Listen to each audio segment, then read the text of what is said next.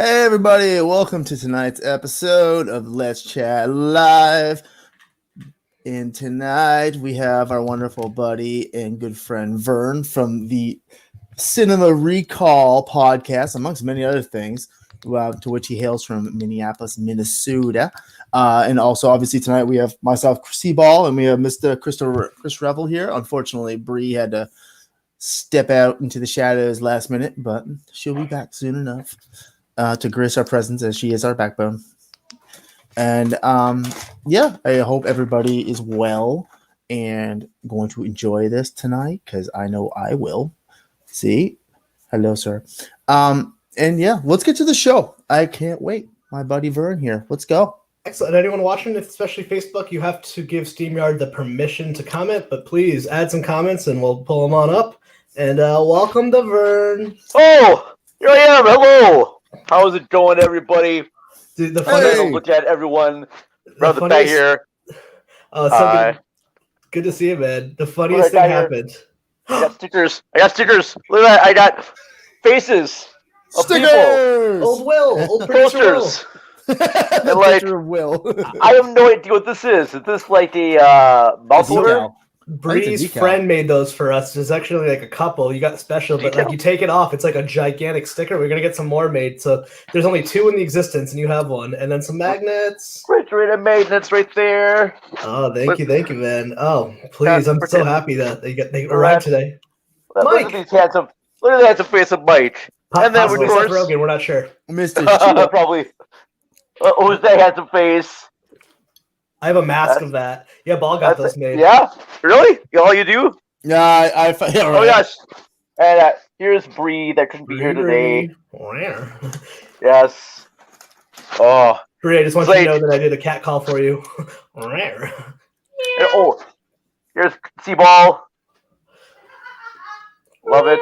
The Cball. Vern, how are you this fine evening? Oh, man, I am well. I'm sorry, folks. I'm using my phone to record this because I think I have the best camera here, but I gotta make sure I'm actually looking straight at the camera. Keep in mind too, I also have like a lazy eye, so if my eye shifts over here, I'm still looking at you. It's just I've got a bad eye. My wife has one too. That's why she wears contacts. I'm lazy. Everything else.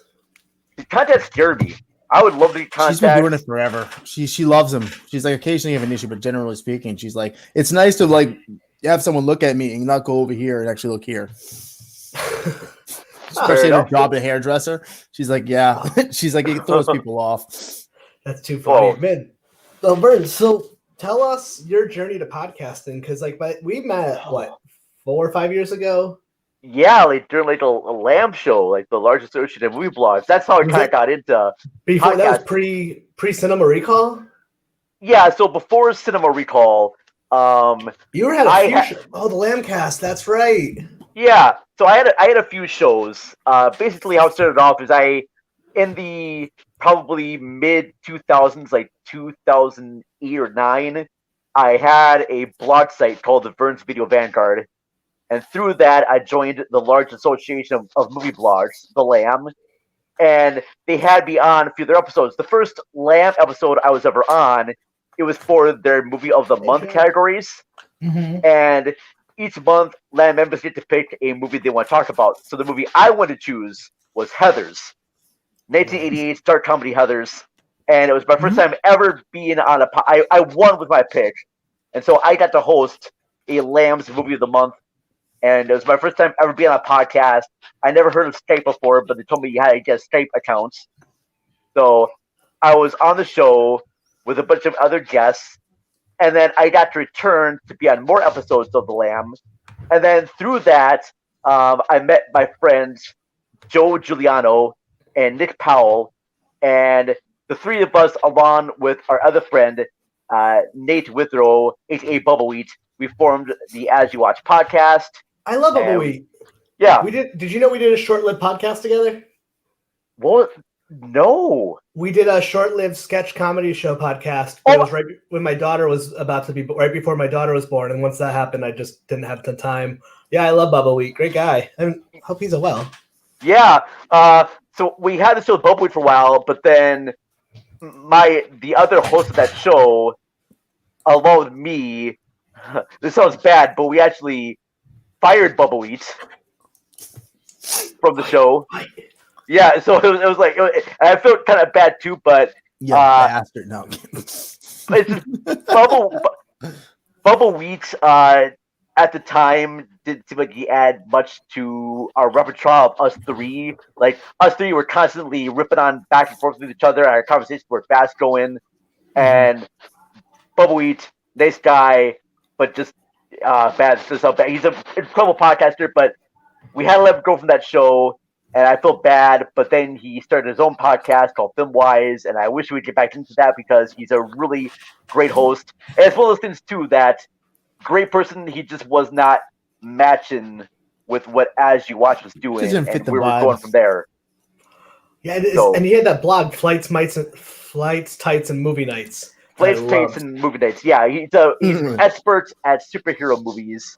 Yeah. And I think we're watching a bunch of like new releases and classics and art films, and he just wasn't on that wavelength, and it was a long time ago. And it happens. Me and Bubba Wheat we're still friends and whatnot. I hope he gets a chance to be back on Cinema Recall. So it was no ill feelings at all, but we were just growing As You Watch, and it was other people against them. So yeah, so. You're sparking so many memories for me, man. Because I remember we did As You Watch. We did a game show episode with Carly from Core Temp. Carly and I were on a team. Yes. Yes. Yeah. Oh man. Sorry, Bald. I don't mean to just make this all memory lane. I just have go for it, man. No, it's fine. Your history is a lot further in this than me. 16. Probably, yeah. It's been a long time since 2015, 16. Yeah. Oh my God. Shout out Carly for Core Temp Art Network. That's my old network home for. I remember that. Years. Love them. The Core Temp Arts. That's right. Jesus, the best. Trying to think back of when I first, not even been on a show, but first was part of a show of some kind. Yeah, but when did you find us, Ball? Of you, as in like the Let's Chat. Yeah, it's been a weird journey for me. No, we've got this before. Cool people here and there. My buddies over Lost at Home out of Vermont. That's right. They were on Scott. Actually, I've hung out with him over his house in Vermont before. He was on a show of somebody up here in New Hampshire. Justin Rathbaum, I want to say. Fat J. That's what there was a show called Fat J. Sure. Let's talk some shit or something like that. Yeah, I listened to that. I listened to an episode and I was done. But I remember he was on here. He's a good guy. Didn't gel with me. But that's how I found out about Chris. Wow. Sure. And, I didn't even listen to your show, for a while after that. Yeah. Not even once. That's the best part about this show. I didn't know your shit. I got to know you and not the entity. It's like knowing an actor, be like, well, he's a really good guy, but man, his acting sucks. You have to completely just ruin it for you as a person. But I tried to quit, but Vern stopped me from quitting. Yeah. Oh, I'm glad your show has just grown to this entity as what it is now, and you've been a big helpful person with me and the other affiliates right there. So yeah. So between As You Watch and Cinema Recall, I had another show called The Film Pasture. The Film Pasture was like a sister side project from the Lambcast. And on the Film Pasture, I did these things called Grayson with podcasters.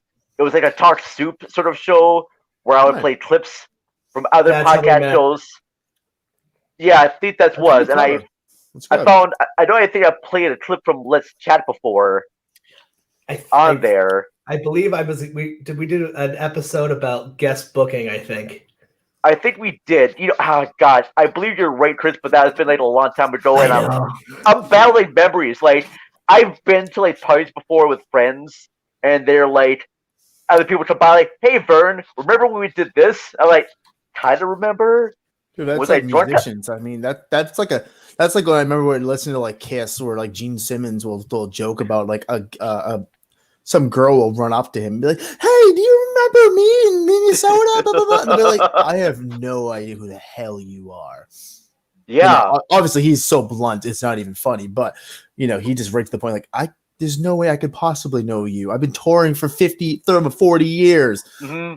I'm not gonna remember like every single person that comes to the What? show. Like I've been touring. Like when I was in a band, we would go on like shows and play with different bands. Mhm. And then like years later, band members would come up to me and like, "Hey Vern, how you been?" I'm like, "Hi, how are you?" Like, don't you remember Listen. we played a show last few years ago? I'm like, it was just one show with me. I apologize. There was like a crowd of people, and we may have had like one conversation or a few words when I was having a smoke with you outdoors back when I used to smoke. I'm not gonna remember you, and I'm not trying to be a rude asshole. I mean, people do that with work, like True. old coworkers and shit from like 10 years ago. They're like, hey, I remember you. Like, yeah, the fuck you are. And then- I know, and he was. I don't. What am I saying to you? You know, or like an old, classmate. Like, hey, Yes. Oh, Vern, can I ask you a question? Just take a guess here. Do you have ADHD by chance? do I? Yeah, just by I guess. don't know. I've never been tested. Because it's not uncommon for people like myself who have ADHD to have like really issues. It's not that you have a bad memory, it's poor recall, and especially for people like processing or ADHD type of orders, it's that the memory was actually never stored. That's why it's not that you don't remember it, it's just it never got stored into your brain. It's something I've struggled with for years. it's like being on constant cruise control. Yeah, so like a lot of times I've had so many experiences like people I've had full conversations with someone and be like, I don't know who this is, and it's not being rude. It's just like it's just our brains are just a little wired differently. Like it takes me a while, but like it's fun talking to you about this because like all that stuff. I just had that flash memory of like my old apartment, and it's like you get back. I'm like that was before. Like my life was so different. I was like, God, that was 2 apartments ago. In my old bedroom, and I lived on Wood Street in Providence, and like it's so funny like when you have those little things that like the neurons pop, you're like, oh yeah, that was so fun. Like I think I don't know about you, but I've been finding this probably in the last since I joined up with Bri and Ball here as like having them come on as producers and now creating our company Worldwide Domination. I've been finding like reconnecting with people that I met from like 4 or 5 years ago doing the podcast, and some people you stay in touch with, some you don't, and it's like really, it's been really cool. Like there's like a real it's all like Potter and Family people. Like we're just like reconnecting. Like we ended up doing this really fun a round table with Sean Cologne and for a punk. It was the punk rock documentary. Oh yeah, filmmaker roundtable. But I met him from doing an interview 5 years ago, and then 5 years later we reconnected. Wow. And then same with you, and then like Ash.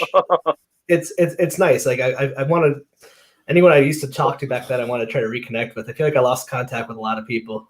That's funny, Chris, because I'm doing the same thing with a lot of the members from the large association of movie blogs.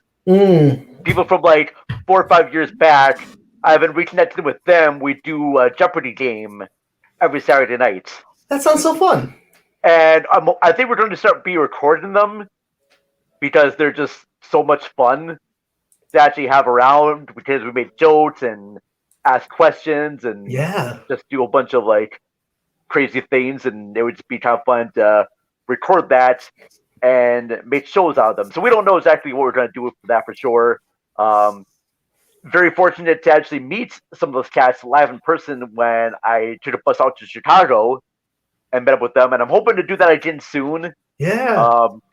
It's funny. I'll probably share you guys maybe a link to this, but I have to ask the guy who shot it. But when I was there in Chicago, I made a really, really bad movie while they're in Chicago. Like a really do it yourself film.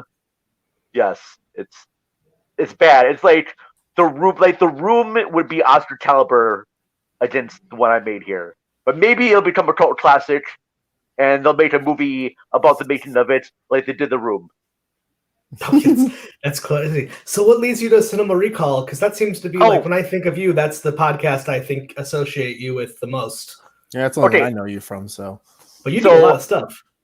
After Cinema Recall, I've dabbled in. Before Cinema Recall, I dabbled in like other podcasts. I had one with my friend Jordan called Screen Tracks, where we would review a movie and then talked about the soundtrack. And then I had one called Silver Screen Speak, which I'm blanking on my co-host's name, and I apologize immensely. They're kind of dabbled in podcasts here and there. And then I was writing for one site called Cinema Centuries. And then another site contacted me, David Dupre of That Moment In. I was doing collaboration work. Yeah. So I was kind of doing written work for his site. And then we were talking about putting together a podcast for That Moment In. At first, it was called Cinema Remembered. And then I think I just came up with the name Cinema Recall. And we just started putting out episodes of Cinema Recall onto the That Moment In podcast network. And along with us, we had on another show which did like box office reports and like new movie reviews.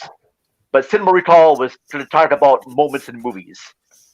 So we had episodes on like Back to the Future and Blade Runner, and we did a lot of episodes. Turtles, baby. Yeah, we had you on. Yep. For That Moment. I've done Ninja Turtles and Muppets, so you could tell my brand. That's right.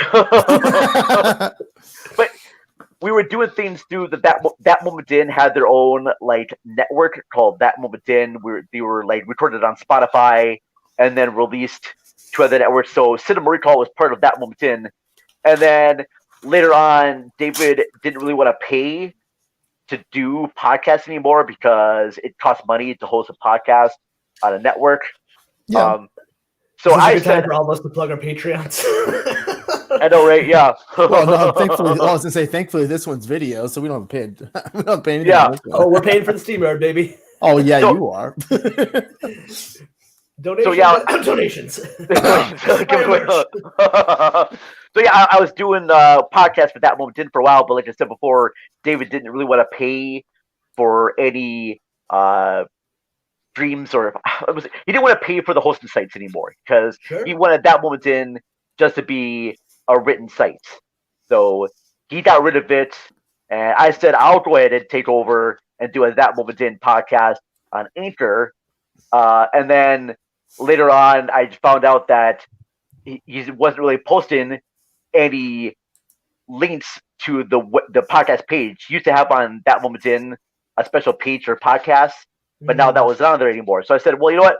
I'll just take Cinema Recall, and I'll make my own Anchor page for it, and then I'll just do everything myself. So I just started doing Cinema Recall through Anchor, got my own Twitter name for Cinema Recall, and just started posting things under a new Anchor label with that. So and then it started to grow. Then I started come up with a website, and then Patreon page and Facebook, and Brianna Benjamin has been really wonderful, and Chris, you and Cball have been helpful with the whole affiliates plan.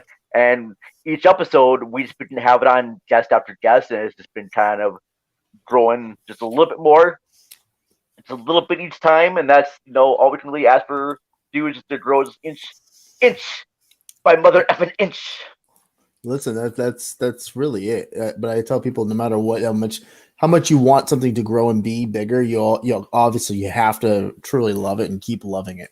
Oh yeah, it's because there's nothing worse. Like as I brought up before, like I have in the past, my show that's back now in some form or another, as I constantly don't like to keep it in one form.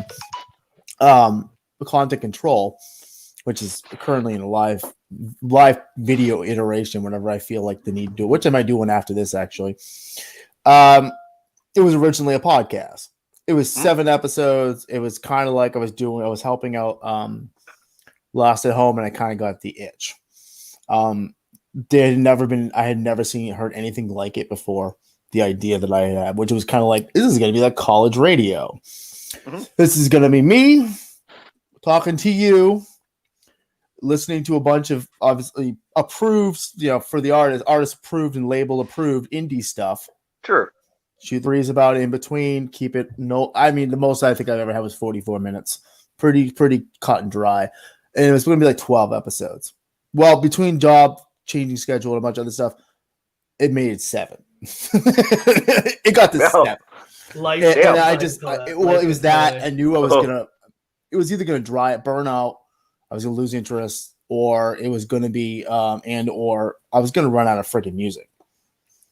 I was going to run out of things to talk about and people to talk about and artists to talk about because I had to get this stuff. I at least at that point I was so gung ho about getting everything approved. And you could get somebody 6 months from now that's actually going to be like, "Oh, sorry, I just saw your Facebook message. Oh, sorry, I just saw your email." Yeah, some indie band from middle of nowhere, and or a label, and you're just like, I'm just chasing shadows. I'm like, like you said, I'm undiagnosed ADD. My brain just goes on to the next thing. I'm done. I'm fighting, fighting the current over here, the riptide now. And I just kind of stopped.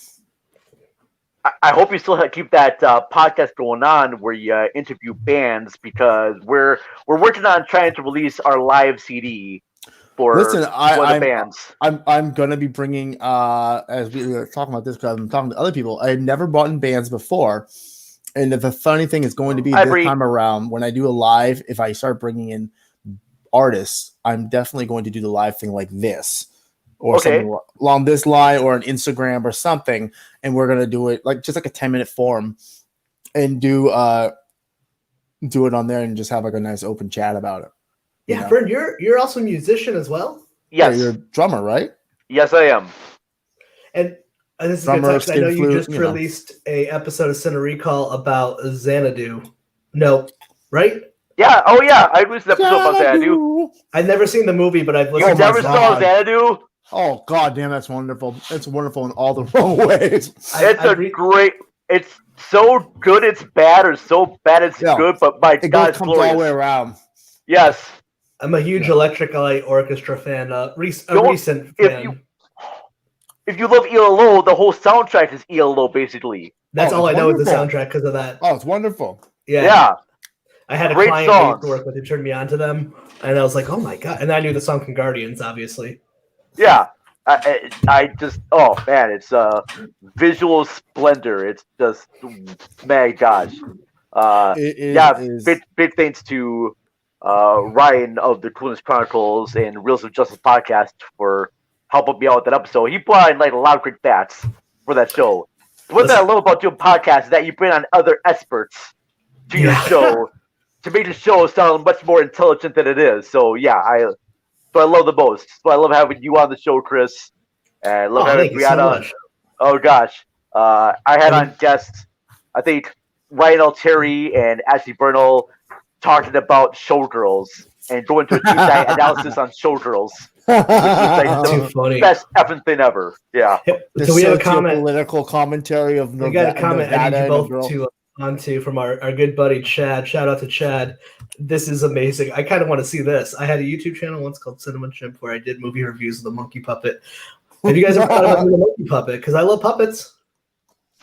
Oh, the puppet got given away. Damn it, Chad. But I like the way you operate. I'm probably going to pay you for that puppet.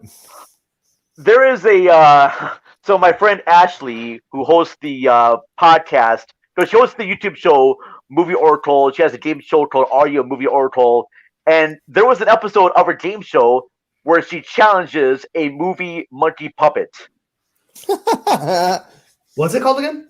It's called Movie Oracle, but the game show is Audio Movie Oracle. I was on an episode with me and Ryan Altieri, who runs the Forza Crowd podcast, which I'm edited for.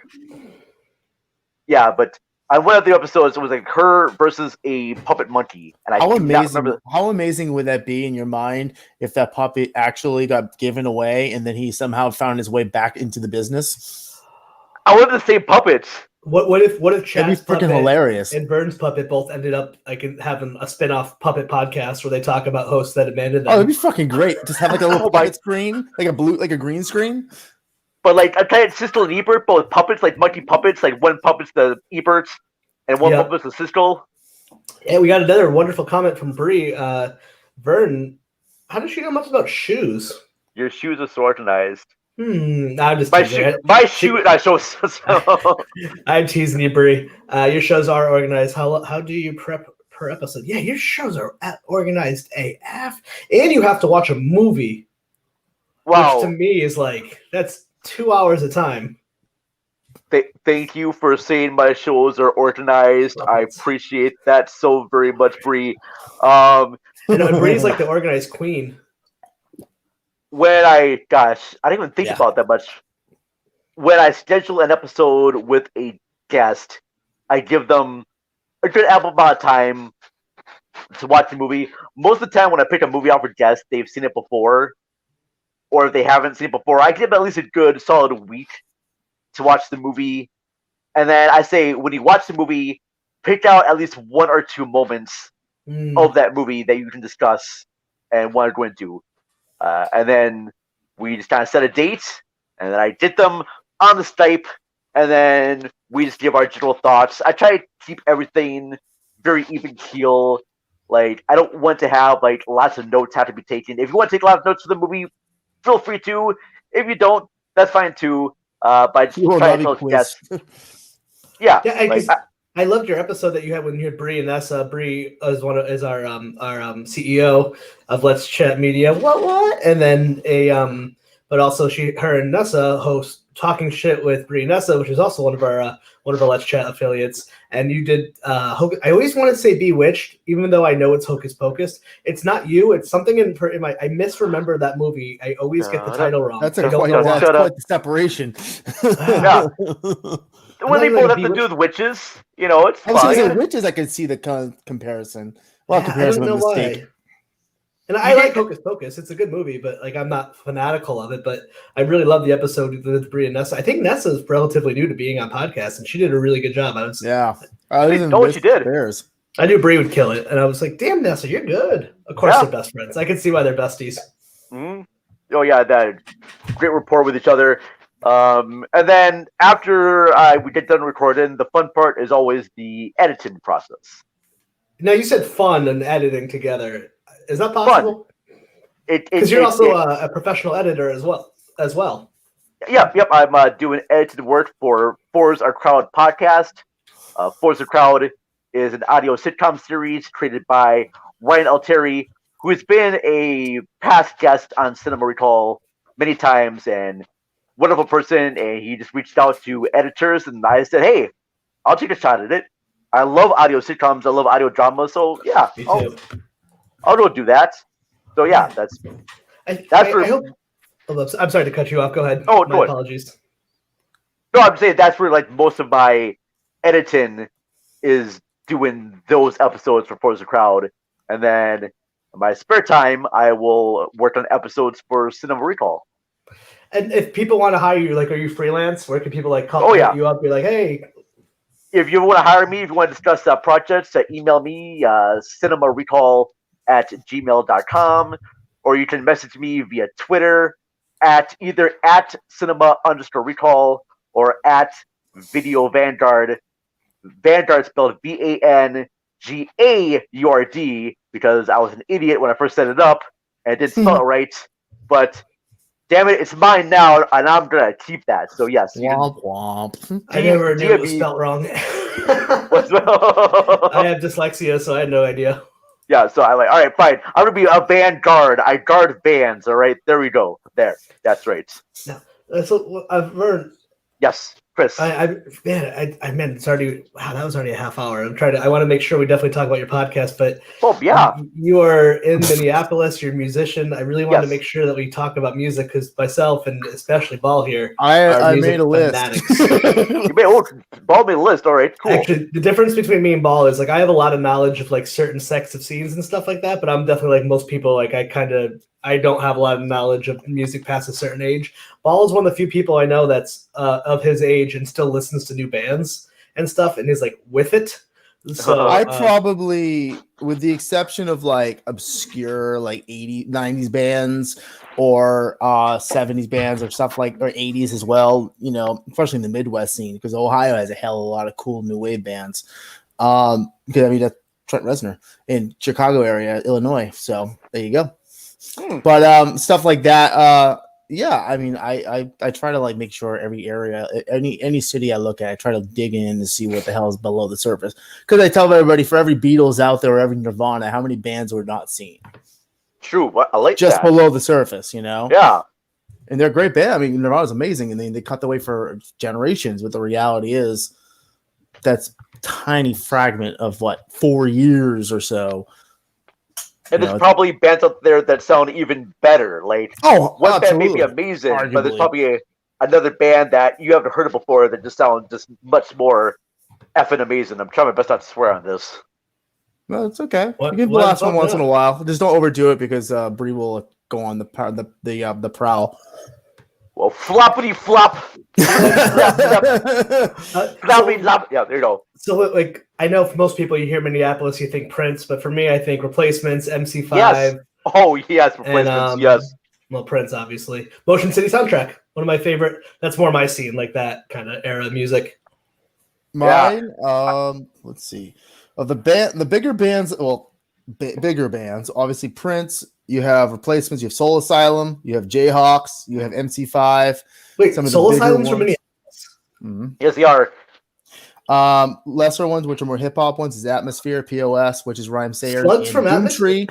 Doomtree, yep. Doomtree's good. POS is freaking great. Babes in Toyland. Yeah, Babes in Toyland. That's another one. Absolutely. Yeah. That whole Midwest scene is crazy. It's funny. The drummer of Babes in Toyland actually is a bartender that my guitar player Jordan knows. Like, he sees her. It's bizarre how that happens. It's bizarre how it happens. I mean, I've met so many weird random artists who have talked to them online, not realizing they were a member of that band. They're like, yeah, they're just one day I kind of just stopped. Like, what do you mean? Like, I found the place. Like, I filled in for someone at a bar at a bar one night, and I just decided I wanted to live here. Like, that was it. And they're like, yeah, the tour was done. And they're like, I just came back, and that was it. I just walked away. I'm like, damn. Like there's a singer of a band called from Autumn. Damn it. Not Autumn the Ashes. Yeah, Autumn the Ashes, which is a post-hardcore type of thing. They did that. The singer just like, I'm done. That's why they quit. I used to fucking love that. Yeah, he just up and down. And the ironic part about it was the drummer. I don't remember the name of the album, but it was basically like pretty much how to abandon your friends, like the album title. do you know that band, Vern, or is that not your world? What's it called? What's it called again? They were like kind of a from Autumn the Ashes. They were kind of like a screamo. They were kind of around the time of like Poison the Well and Thursday. Okay, it's I don't think early 2000, mid 2000 screamo. Before they probably didn't blow up, but at least in New England, I saw them a lot. Autumn the Ashes. Their drummer was a singer, and so they had their front man would scream, and their drummer would sing. And now the singer ditched them. And then the drummer stepped in as the singer and the screamer. Are they still around? They're teasing some stuff. I knew they were supposed to do some shows, and then COVID happened. Let's get them on the show. I'm writing that down. I fucking love that album. All right, I know the singer may be able to do it, but yeah, like anyways, you said Babes in Toyland, yeah. Yeah. Boy, I need to get more confidence on the scene here because when I started playing drums, I played drums for a cover band called Victory Riots. And we would play shows at Club Underground and a few other places. And I'm gonna blank on where the places are. Are they even around anymore? Because probably it won't matter then. Club Underground's still around. Yeah, Club Underground's still there. I think one was Palmer's. I remember playing Palmer's. And a few other places in Minnesota here. But I was playing with bands called The Stonedist. Previously, The Stonedist was Rape Door. And then also the Trendy Space Beacons, Fuzzy Machete, Cat Bath, Turn Back Now, and then a few other local ones that I just cannot remember right now. But the Jelly Project. Now you said you toured and stuff. Like, did you play out? Oh no! I shouldn't say tour. That was bad of me. Bad Vern. I played shows. We've played shows in Minnesota. We did play one show out in North Dakota. We played North Dakota. That's pretty fucking cool. We played Wisconsin. We did that. Oh, so it's like weekend tour, like a weekend warrior. A weekend warrior. Thank you, Chris. Yes, Rebel. We warrior shows, and we gigged. We did that. We did. I have no musical talent. I've done like weekends with like as like a merch guy or like with friends and stuff, but I never toured or anything. Okay, well, yeah, but you know the whole music scene. You've been deep into the culture here for a little bit, I feel right? like, do you guys feel the same way? Like, in a lot of ways, like the podcasting kind of replaced that version of the scene for me. Because, like, yeah, In a way, I mean, I don't. the I think I social find myself aspects. listening to podcasts more than I listen to music these days, unless I'm home listening to vinyl or tapes or something. Yeah. Like And, I have there's Spotify, but I use that predominantly either for my kid in the car or I listen to podcasts on there. Yeah, Sure. it's like there's like podcast scenes, like the ones like I early fell into like the early LA nerd comedy podcasts where like I was huge into like early on, and still like a lot of those. Like it's funny and like and now there's a great wonderful wave of like various music podcasts, especially one specifically geared to like the type of era of music I really was obsessed with. Like I don't know, like there's just a lot of those emo podcasts actually. No, I was saying before too, some of the other bands. I'll give you some of the harder, less known bands from your area. From my area, from Minnesota? From Minnesota, yeah. I had to Wow. dig my brain a little bit for some of these. I love this. I got Awesome, 7-inch singles and all kinds of other crap. Holy shit, balls on the ball. You're gonna school me here. I love this. I'm getting like a musical education. What's funny about it is a lot of these bands, I don't always remember where the hell they're from. Like I will just get this single somewhere, and just hear it a few times, and then it just goes in a box somewhere. And then I remember him saying it. You're from Minnesota, and I'm like Minneapolis area. I'm like, oh shit. I'm like, let me go see who I have. I went online and looked over at some of the bands. I'm like, I have this stuff. I have some of this, and some of this stuff I probably should get. I want to know about these bands. First band, Polera. God, it sounds familiar.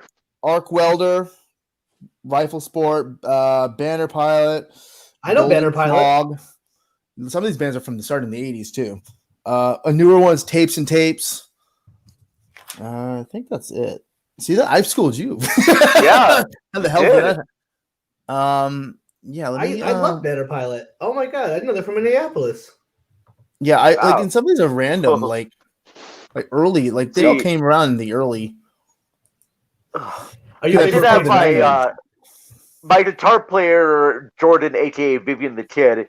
He knows a lot about the music scene in Minnesota, as well as like other places too. I mean, the guy's like a savant when it comes to music stuff, and gives me like a whole history lesson about the Mats and about how the bases got started and everything, to just recall stuff. I'm like, all right, I've got no idea.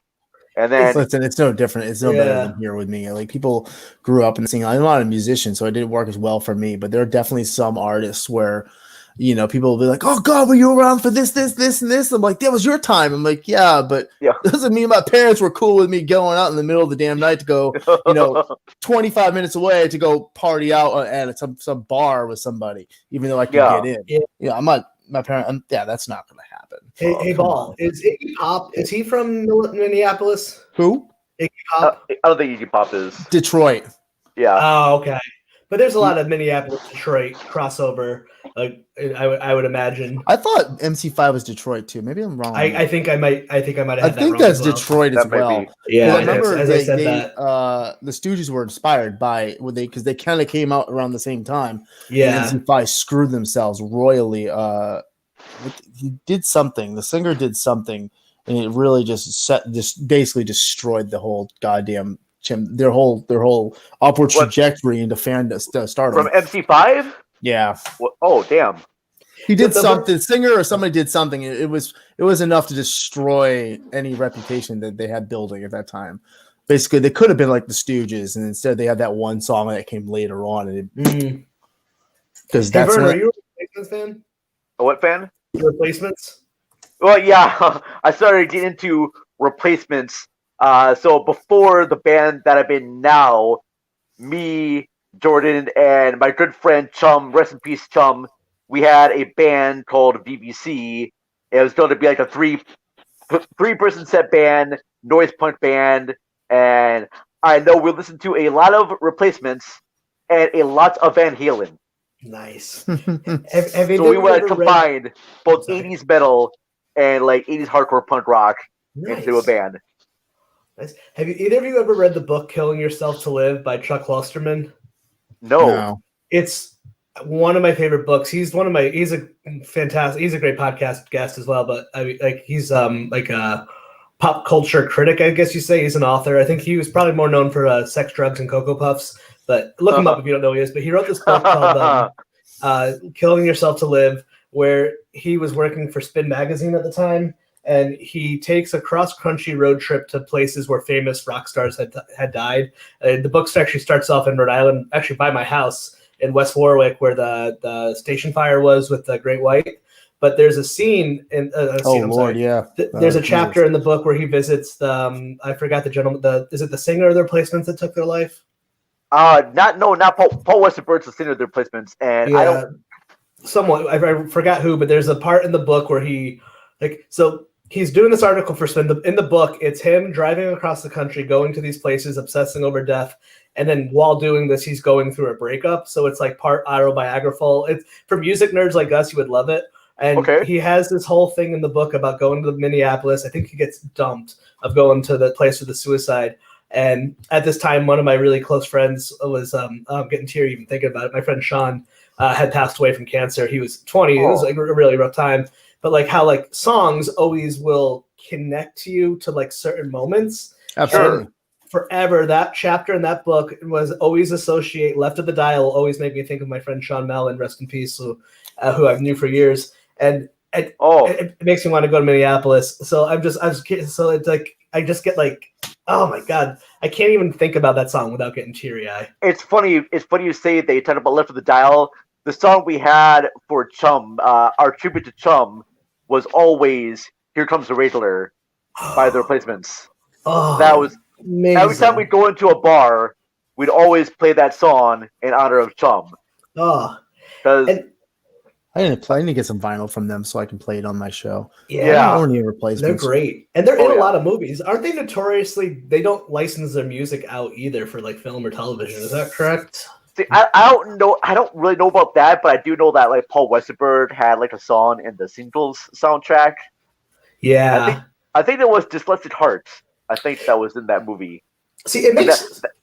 So actually, I heard about the Replacements before, because I've heard that Paul Westerberg song in Singles, but I had no idea that he was in a band. And then when I heard my buddy Jordan play some Matt songs at band practice for VPC, I was like, I know I heard the song before. Like Bastards of Young, I know I heard that song before.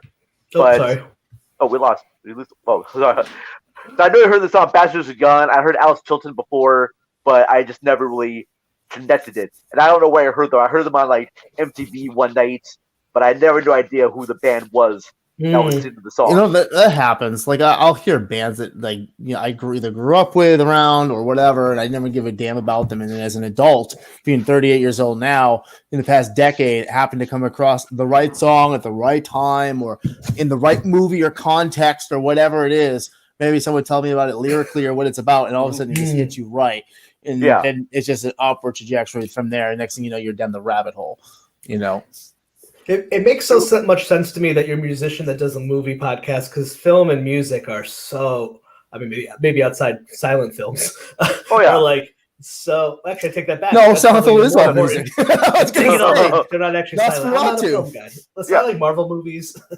I'm not a film person. Have that on the soundtrack for a reason. But like, so it makes so much sense. So are you someone who gets into like composers and like stuff like that? It just kind of depends on what movie it is. Like, I really love. Okay, so like, I remember when Tron Legacy came out.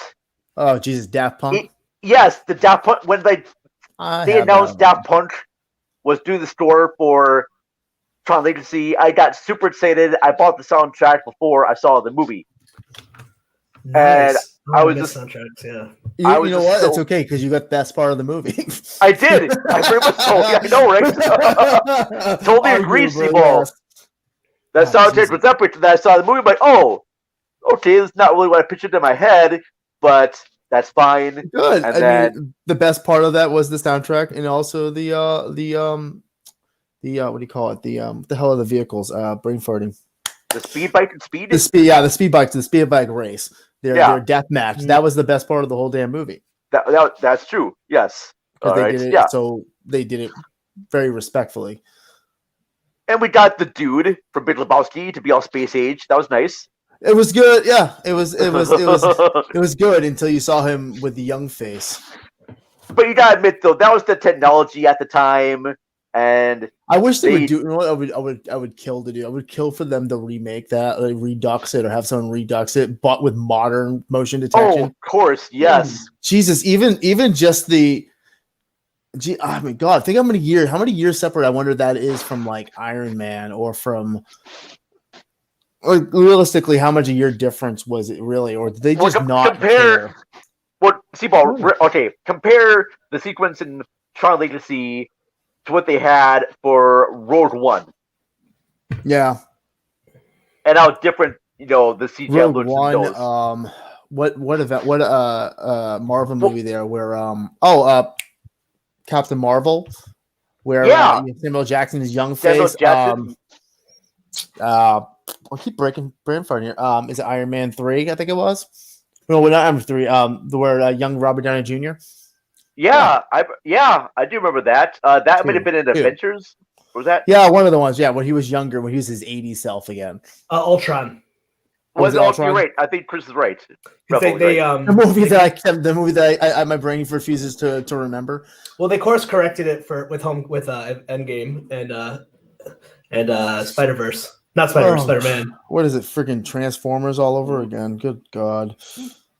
None of us know what that meant. You said me and Vern are like, I don't know. Like Transformers, where I didn't see that. Had to be like where the Transformers had to have animated mouths talking, and it had to be like super elaborate looking. And I'm like, it's Ultron. He doesn't need to have this crazy personality. It doesn't need to be James Spader. Yeah. It doesn't have to be this animated talking. This isn't Megatron over here talking to you. Like, I don't need a super charismatic. Like, go watch the cartoons of Avengers. Like, he's very monotone, but he does it. Like, it's like Data. It reminds me of Data in Star Trek. Like, he still comes off like this snotty asshole, but he's not trying to be a snotty asshole. Like, he doesn't have that intent, but it just comes off that way because it's so cold. Sure. And I'm saying, oh, geez, that movie. That movie drives me crazy. One of the first CDs I bought was the soundtrack to Space Jam. Oh wow! It was that and No Doubt's Tragic Kingdom. I remember my parents taking me to Circuit City to buy them, and I bought them together. Hey, that worked. A ska CD and a rap CD. Good soundtrack. Terrible movie. Good soundtrack. The first soundtrack I know I ever bought.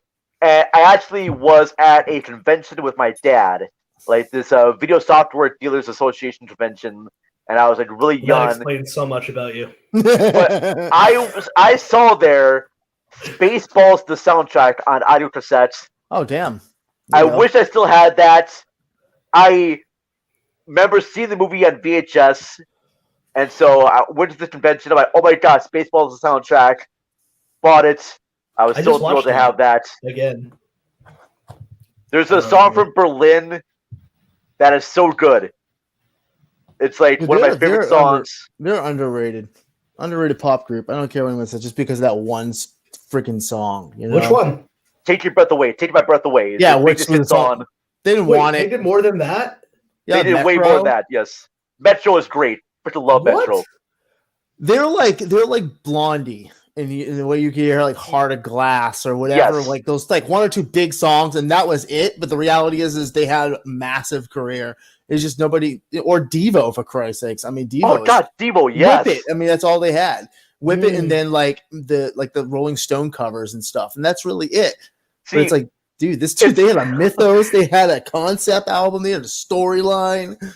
It's funny you mentioned Devo, Cball, because the band I was in, Victory Riot, we used to cover a few other Devo songs. We covered Freedom of Choice. Nice. Many times here. And I'm going to think of this one.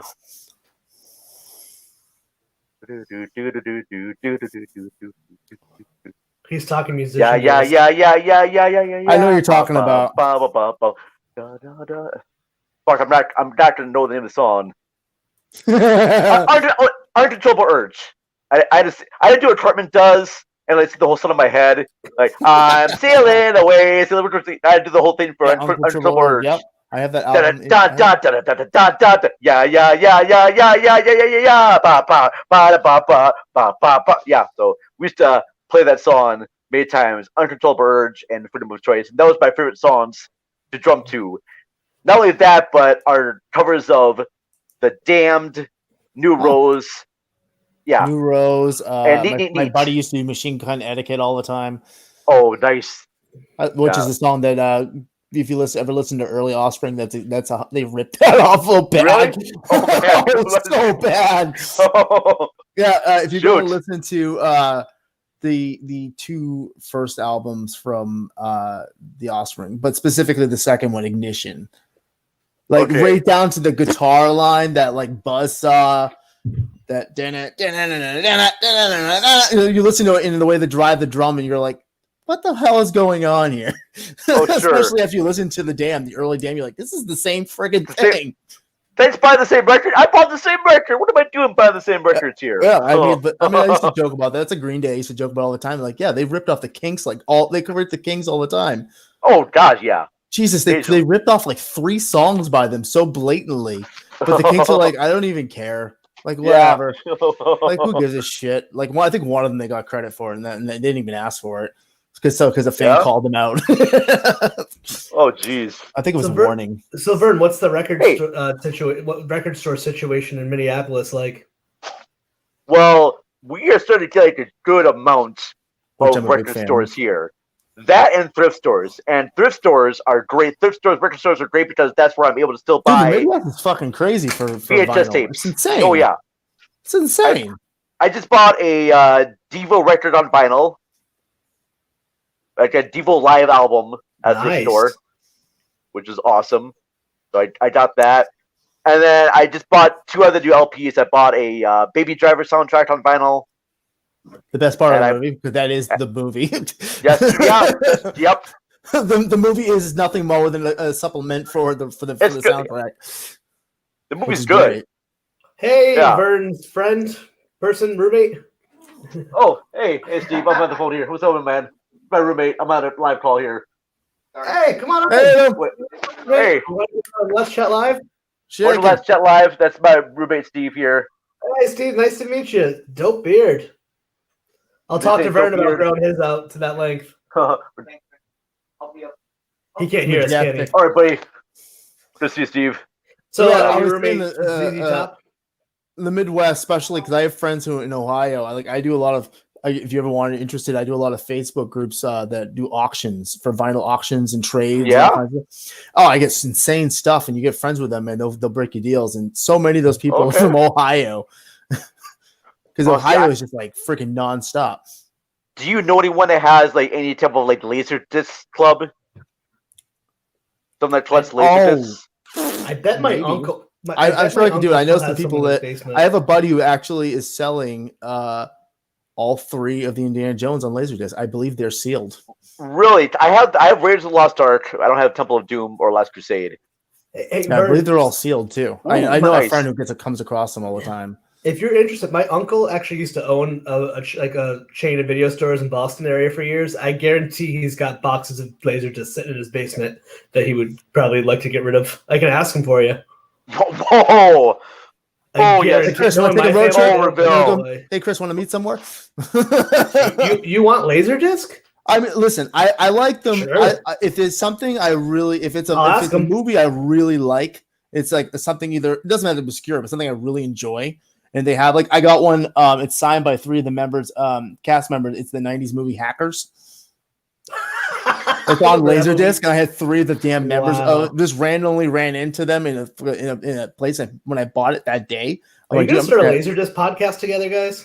The funny thing about Laserdisc is too, it's such a weird thing where they're not worth anything. Like they have no real hard value, cool. But to the fan, to get those niche of people, it's like an 8-track. They'll go freaking crazy on them, or Betamax, or the prerequisite thing that came up before Laserdisc, which would look like a gigantic floppy disk or a mini disc. What was it called?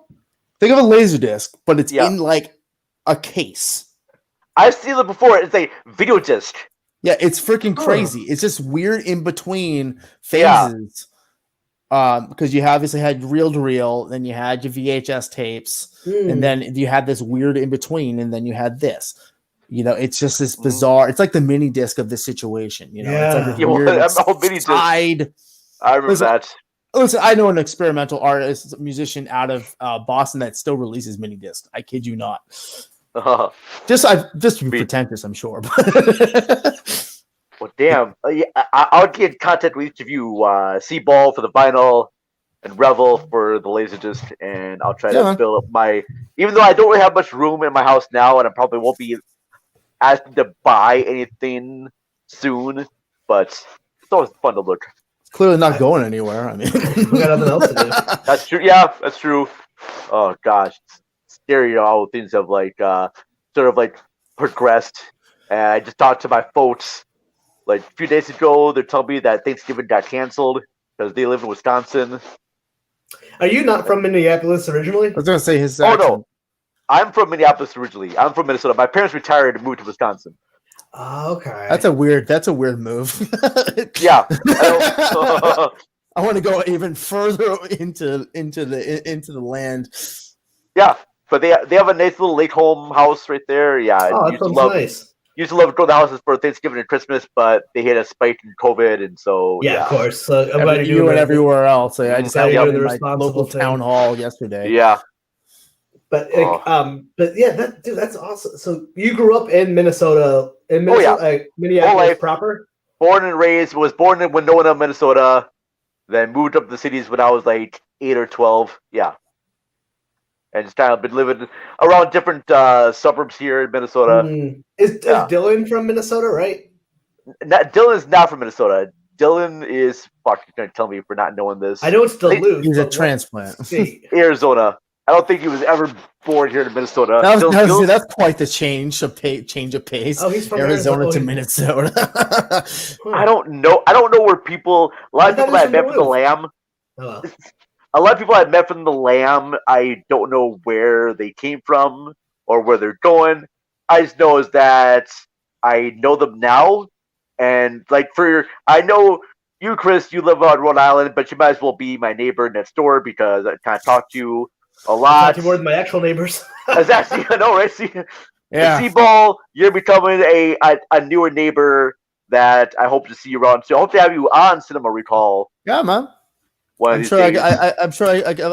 On top. No, this is where I'm going with this. Obviously, I actually wrote 3 movies on here. 3 movies I was thinking of right off the top of my head that would be fun for you. Can we hear what they are? One of these is not necessarily a good movie by any stretch of the imagination, and it's like an art film. It is a bit of a challenge to watch, but the idea and the concept of it is really interesting. Okay. One is, which is the good one, is Dark City. Love that movie. Fantastic. Crow is overrated. That movie's fantastic. Dark City to Crow. Dark City is a better movie than Crow, but I still love the Crow. Oh yeah, agreed. Both movies are good, but Dark City is better. Okay, although I will say that City of Angels. I got to read the original script of that, and is you watch that if the studio didn't get in the way and start screwing around. Holy crap! I read about that too. That City of Angels had a much better concept and storyline, but then Mary Match fucked around with it. That's a 90s studio fun. And the third one, the second one is Mr. Nobody. I know. That is probably one of the hardest goddamn movies I've ever watched in my life, and it's Jared Leto. So Jared Leto. Okay, you're right, Jared Leto. But I thought Sarah Pauly was in that one too. But never mind. Go ahead. Yeah, that's an interesting one. Okay. And the third one was the 70s one, which is Fantastic Planet. I saw Fantastic. Wait, no, I did not. That's the animated movie, right? Yes, the psychedelic one. Yeah, but it's sci-fi psychedelic. It's the French movie. Gotcha. I have not seen Fantastic. I've heard of it. The sound that's a killer soundtrack too. If you like a fun composer, like psychedelic-y kind of fun trip to listen to. Like I heard the soundtrack part of the sound before I'd ever seen the damn movie. I had no idea, and I saw a clip of it online. I was like, as a kid, I didn't care, and now as an adult, I'm so used to watching kids shows all the damn time. And then finally, Adventure Time and all those kind of fun shows that came out of D&D fans who were all on drugs at Cal Arts. inspired the hell out of me, and I finally got into something like I can enjoy this stuff that kids like, but on a different level because they don't know about what's going on under the surface here. And then you watch Fantastic Planet, and I got back in because someone referenced it in an interview, and I watched it. I'm like, holy shit, this is wild. It's really good. It's freaking wild. That's just a 70s film. Gosh, you are giving me like some good homework to watch here. That is amazing. Yeah, it's good, man. I knew you guys. I watched the dub of it. I'm a bitch with subtitles, but I did watch the dub of it, and it's very good. I mean, it's animated, so whatever. Yeah, see, when it comes to animated movies, I don't mind dubbed so much. When it comes to animation, just kind of depends on what movie it is. Like Howl's Moving Castle. Yeah, I will always prefer the English dubbed of that movie versus the original. That's how I watched Spirited Away. Like my wife can't watch; she hates subtitles, so she watched the Spirited Away. She goes, she couldn't watch anything. She could never watch it otherwise. Because it's also because you saw it first that way. It's kind of set your brain in a certain way. But it'd be I think like the way with like animation, you want to hear the voice in your own language. But then again, I was like watching a lot of like other anime movies and subtitled, like Ghost in the Shell or Akira. It's hard for me to watch those movies dubbed just because something gets lost in the translation. So those movies I want to watch.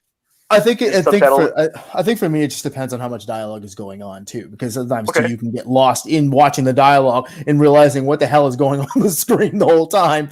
You have to backtrack for a second, pause it so you can read this like long monologue.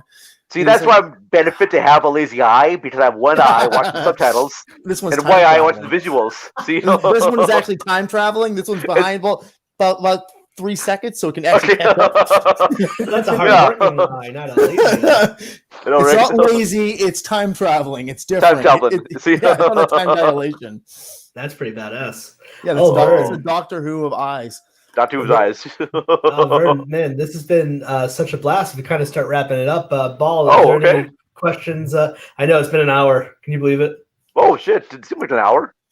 I know. Damn. I know. Ball, do you have any things you wanted to end before we wrap it up? Any questions? I saw you writing stuff down, so I don't know if you. Well, it was mostly what I just said, but what's one of those like holy, or at this point, like a holy grail movie that you haven't yet touched that you're like, am I going to do it? Am I going to do it? How the hell am I going to do it? Because there are some things that are just so outside the range. The thing with Cinema Recall is the fact that to make our show stand out from other movie podcasts, because other movie podcasts, they focus on new release movies. Sure. Or they focus on what's trending right now. Cinema Recall, we don't do that. They're playing safe. Yeah, they're playing to the audience at that point, just catching the wave. Come on. We had a whole month dedicated to Andy Sedaris movies, okay? Andy who? Andy Sedaris. Andy Sedaris made some movies like Hard Ticket to Hawaii, Savage Beach, let's see now, Picasso Trigger, and they're basically Skinemax flicks. Busty I women remember these well. Carrying large guns, and that's all you need to know. This is very he's every bit the Skinemax situation, yes.